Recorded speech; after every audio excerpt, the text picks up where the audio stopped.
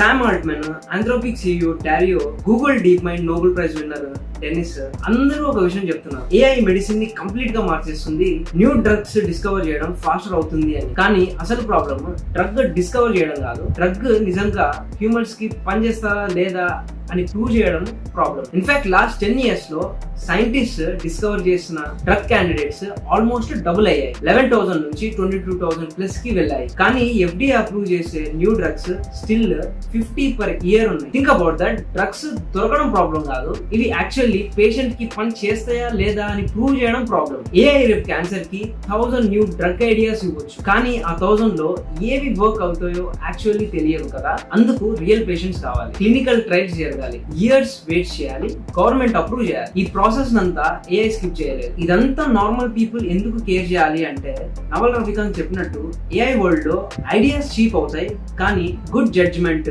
Execution and proving what's actually true అనేది most valuable skill in the future. ఇలాంటి information రోజు మీ field లో రావాలి అంటే మీకేం చేయాలో తెలుసు.